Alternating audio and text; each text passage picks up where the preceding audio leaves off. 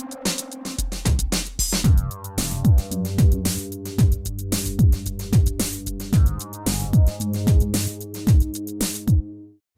name is Brian Ethier, I'm 20 years old, and I'm from Millbury, Massachusetts.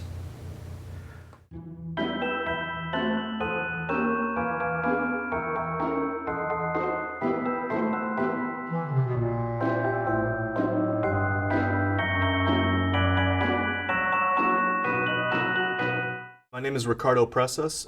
My stage name is Ricky Thanos. I'm 24 years old, and I'm a Leo.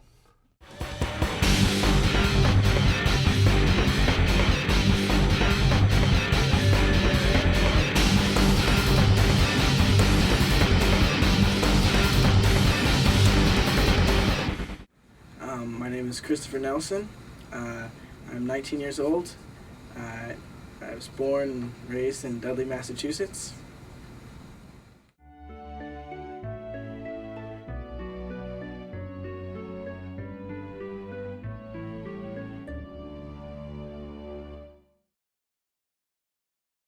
The song that we wrote, I came up with the guitar part for the verse months before we started recording it. And we were just hanging out one time playing guitar, and I played it, and he was like, "Damn man, that's good. We should use that." So he picked up the guitar, started writing, just trying to figure out different guitar parts for it, and wrote lyrics, and we just took it from there. The song is called Arrest, it's kind of a pun. Lyrically, it's about two people who are in a relationship, and the male in the relationship is abused on an emotional level, constantly being nagged, and eventually gets to the point where he just stops caring so much. He really reaches a state of apathy. You know, he's like, I don't care what you want to do anymore. Do whatever you want. Tell me whatever you want. Yes, I'm a failure. Yes, I'm a horrible person. Yes, I'm a terrible boyfriend. I don't give a shit. Just let me rest for a night, you know? I programmed the drum track to the song in my room, and we brought that into the studio. So it's not everything's done in a big $1 million recording studio. And we had our friend Chris, who is helping me record and produce for the day, try to write a bass line, and he came up with something really good, so we recorded it. They showed it to me a few weeks before we started recording, and they were really interested in bringing it into the studio to actually record it. And I thought that would be a great idea. I said I'd help them out with anything they wanted, and a few weeks later we were in the studio and recording it. So. No, like, maybe like, not just root, but like, nothing fancy. Yeah, oh yeah. Well, what were you thinking about doing for a piano?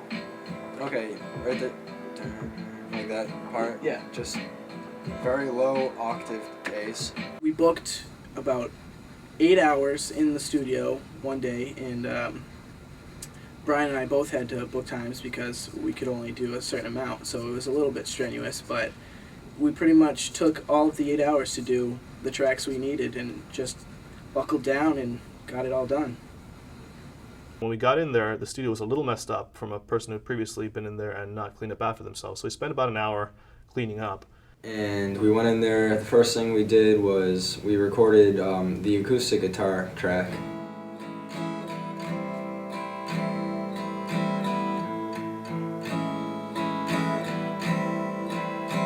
And then we recorded Rick's guitar solo, and then we recorded his vocals.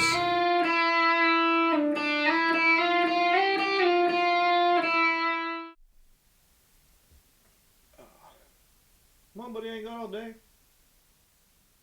It was just take after take after take, and I really admire musicians who go in there and record an entire album, because we were in there for a solid day and we barely got a song in, and it was just one of the most mind-numbing experiences. I mean, if you love a song you write, there is no better way to grow to hate it than by recording it in a studio, because you're just drilling it so much, and it just gets so tiring and so monotonous, and after a while it just becomes like if you're repeating a song, repeating a word in your head, like blah blah blah blah blah. You know, it's. What do you guys think? Is that like, Yeah, that was good. Like, do you think the whole way through that take is like good? I think that whole take is good, because that was the only part that we had trouble with. Yeah.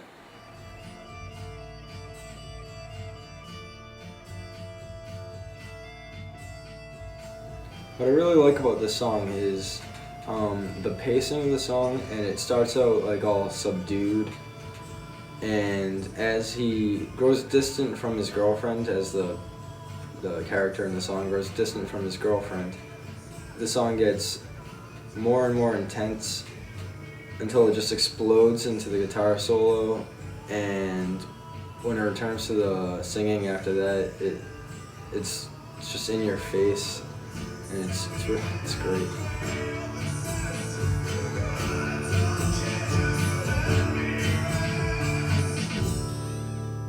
At the beginning of the song, it sounded like I was, weak and pathetic, and by the end of the song, it sounds almost like I'm throwing furniture across the room. Tell me when I'm right. Tell me when I'm wrong.